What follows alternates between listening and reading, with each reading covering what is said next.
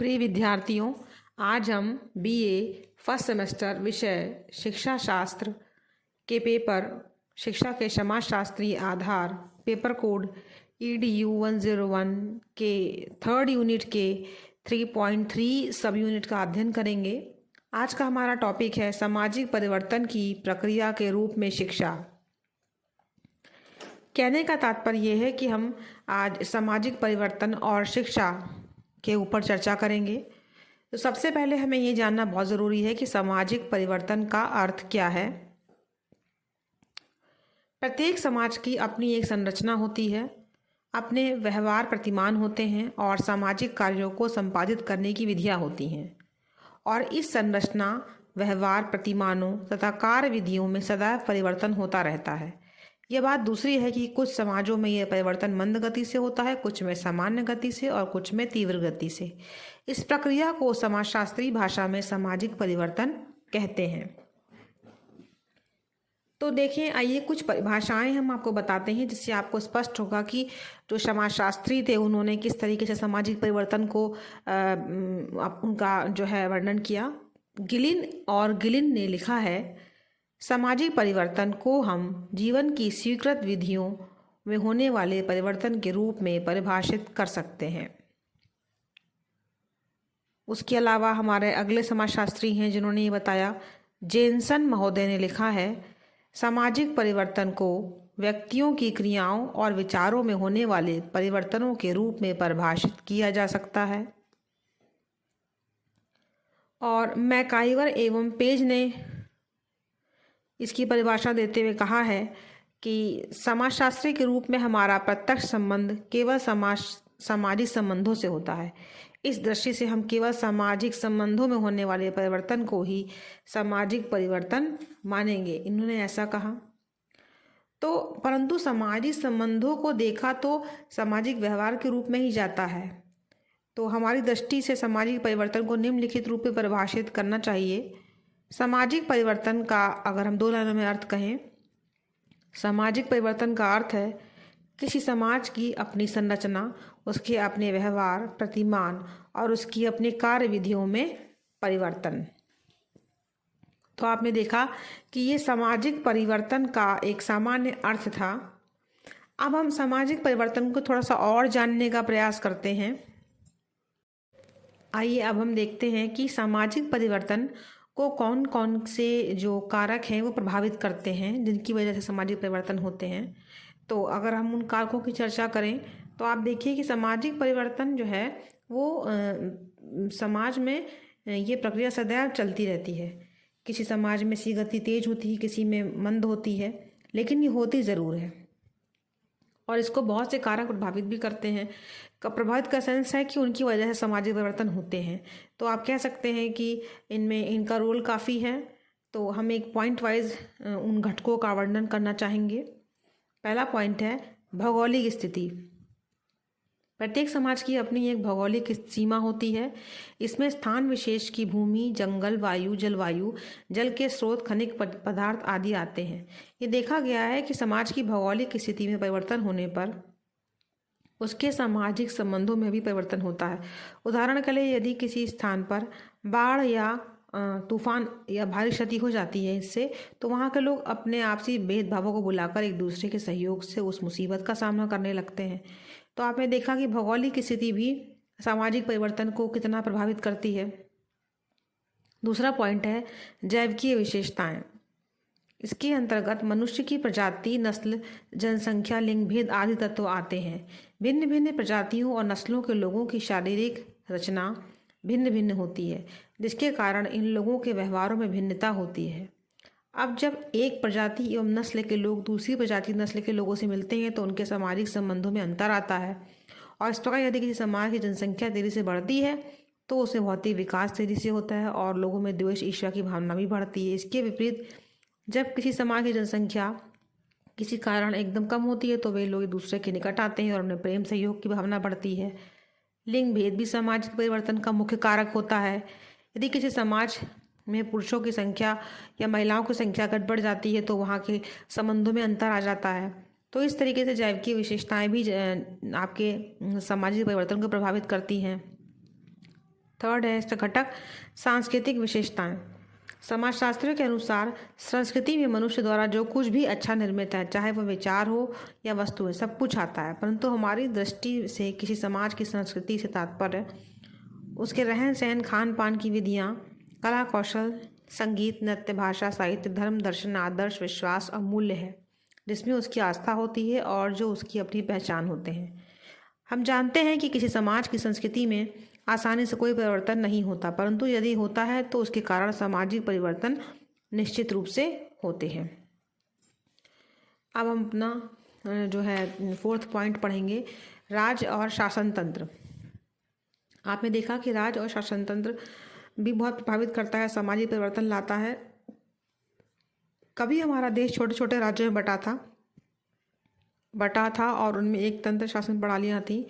तब सभी राज्यों में लोगों के सामाजिक संबंध उन शासकों के द्वारा निश्चित व्यवहार मानदंडों पर आधारित होते थे। अंग्रेजों के शासनकाल में जो कार्य समाज सुधारक नहीं कर पाए, वे कार्य राज के कानूनों ने किए, जैसे सती प्रथा और बाल विवाह पर रोक। आज हमारे देश में लोकतंत्र शासन प्रणाली है और पूरे देश की जनता इसके लिए समान कानून है। कुछ कानूनों ने तो बहुत बड़े सामाजिक परिवर्तन किए हैं, जैसे छुआछूत विरोधी कानून के द्वारा छुआछूत का अंत। इस लोकतंत्र में जाति बंधन ढीले हुए और अंतर्जातीय विवाहों का प्रचलन बढ़ा है। तो आपने देखा कि राज और शासन तंत्र भी काफ़ी प्रभावित करता है इसको, सामाजिक परिवर्तन को। अगला है अर्थतंत्र। अर्थतंत्र भी सामाजिक परिवर्तनों का एक प्रभावी कारक है। कभी हमारे समाज में कृषि प्रधान अर्थव्यवस्था थी। उस समय हमारे देश में कृषि को उच्च व्यवसाय माना जाता था और तदनुसार कृषकों का समाज में उच्च स्थान था। आज हमारे कदम औद्योगिकरण की ओर बढ़ रहे हैं और समाज में उद्योगपतियों का स्थान ऊंचा होता जा रहा है। आर्थिक स्थिति भी सामाजिक परिवर्तन का कारक बन जाती है, क्योंकि लोगों के आर्थिक स्थिति में जब अंतर होता है तो समाज के तौर तरीके भी बदलने लगते हैं और सामाजिक परिवर्तन होने लगता है। हमारा छठा पॉइंट है विज्ञान एवं प्रौद्योगिकी। विज्ञान एवं प्रौद्योगिकी, जैसा कि आप सभी जानते हैं, आज विज्ञान की वजह से ही हम लोग जो है वो कोरोना काल में भी एक दूसरे से जुड़े हुए हैं और ऑनलाइन क्लासेस के माध्यम से हम लोगों ने कितना कुछ शिक्षा को जारी रखा। तो विज्ञान और प्रौद्योगिकी का जो प्रभाव है, ये भी सामाजिक परिवर्तन लाने में बहुत सहयोगी होता है। और हमारा नेक्स्ट पॉइंट है सातवां, शिक्षा। शिक्षा के माध्यम से बहुत सारे ऐसे परिवर्तन हुए हैं जिसकी वजह से सामाजिक परिवर्तन कहा जा सकता है कि होता है। तो आपने देखा कि ये जो हमने आपको 7 फैक्टर्स बताए, ये वो घटक हैं, वो कारक हैं जो सामाजिक परिवर्तन लाने में के लिए प्रभावी होते हैं, उस पर प्रभाव डालते हैं, कह सकते हैं, जो सामाजिक परिवर्तन को प्रभावित करते हैं। ठीक है, उसको इफेक्ट डालते हैं और इसको आप एक्सप्लेन भी कर सकते हैं अपनी उत्तरों में। अब हमारा जो है आज का टॉपिक है, उसको हम और आगे लेकर जाएंगे और हम ये देखने का प्रयास करेंगे कि सामाजिक परिवर्तन में बाधक तत्व कौन कौन से हैं। हमारा नेक्स्ट हेडिंग है कि सामाजिक परिवर्तन में बाधक तत्व। ठीक है, तो सामाजिक परिवर्तन में बाधक तत्वों की अगर हम बात करें तो हमारे कुछ बाधक तत्व हैं, जैसे नंबर 1 जातिवाद, रूढ़िवादिता और क्या कहते हैं प्रांतीयता। ये जितने भी आपके घटक हैं, भाषावाद और सत्तावाद, ठीक है, ये जितने भी हमने आपको पॉइंट्स बताए हैं, ये सब हमारे सामाजिक परिवर्तन के बाधक कारक हैं और इनको जो है दूर करने का कार्य शिक्षा करती है। और ये प्रांतीयतावाद, क्षेत्रीयतावाद, भाषावाद, सांप्रदायिकतावाद, सत्तावाद और इन सब को समाप्त करके सकारात्मक सामाजिक परिवर्तन लाती है, जिससे कि समाज का विकास होता है। ठीक है, तो आपने यहाँ पर इस चीज़ को बहुत अच्छे से देखा। अब आइए हम लोग शिक्षा और सामाजिक परिवर्तन, शिक्षा किस तरीके से सामाजिक परिवर्तन लाती है, इस विषय पर चर्चा करते हैं। हमारा जो टॉपिक है कि शिक्षा और सामाजिक परिवर्तन और शिक्षा किस प्रकार सामाजिक परिवर्तन करती है, तो शिक्षा और सामाजिक परिवर्तन का गहरा संबंध है। कोई समाज अपनी आवश्यकताओं और आकांक्षाओं की पूर्ति शिक्षा के द्वारा ही करता है। सामाजिक दृष्टि से शिक्षा के समस्त कार्यों को दो भागों में बांट सकते हैं, एक सामाजिक नियंत्रण और दूसरा सामाजिक परिवर्तन। शिक्षा के संबंध में दूसरी बात अगर हम देखें, सामाजिक नियंत्रण का क्या अर्थ है? समाज की संरचना, उसके व्यवहार प्रतिमानों और कार्य विधियों की सुरक्षा।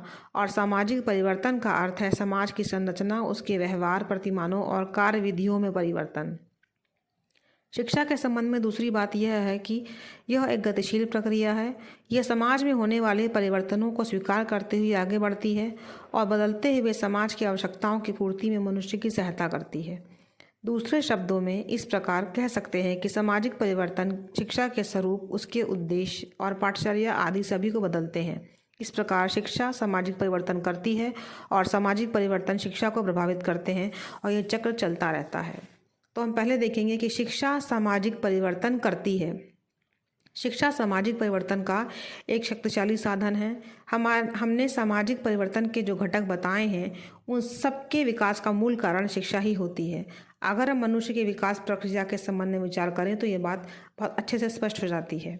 मनुष्य कैसे विकास करता है? पहले तो वह अपनी जाति की सामाजिक चेतना में भाग लेता है और उसकी भाषा, रहन सहन, खान पान के तरीकों, रीति रिवाजों, विश्वासों, मूल्यों से परिचित होता है।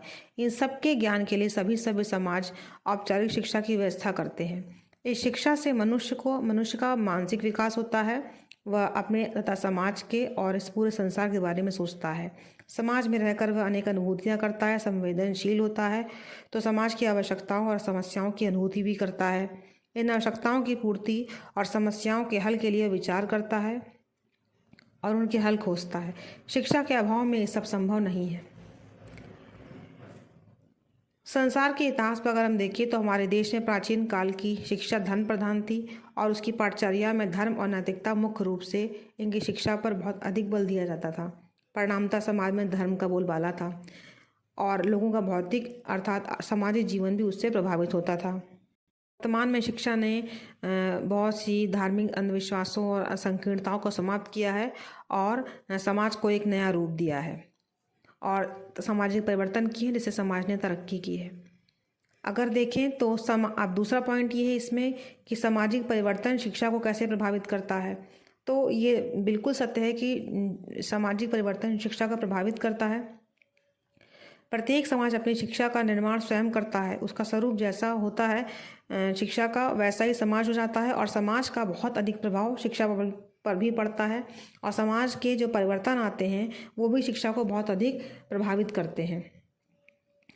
तो और सामाजिक परिवर्तनों की वजह से ही जो कई बदलाव आपने देखे हैं, जैसे निःशुल्क शिक्षा, जन शिक्षा, स्त्री शिक्षा, कृषि शिक्षा, तकनीकी शिक्षा, पत्राचार शिक्षा, ये सब सामाजिक परिवर्तनों की वजह से ही हुए हैं। समाज की आवश्यकताओं ने ऐसा बना दिया कि हमें इन नई नई शिक्षाओं को समाज में लाना पड़ा। शिक्षा के नए रूप सामाजिक परिवर्तन की वजह से ही सामने आए हैं। तो आप अगर हम निष्कर्ष रूप में कहना चाहें तो हम कह सकते हैं कि शिक्षा सामाजिक परिवर्तन करती है और सामाजिक परिवर्तन शिक्षा का प्रभावित करते हैं और ये दोनों बात अपने में उतनी ही सत्य है। शिक्षा द्वारा सामाजिक परिवर्तन और सामाजिक परिवर्तन द्वारा शिक्षा में परिवर्तन का चक्र सदैव चलता रहता है।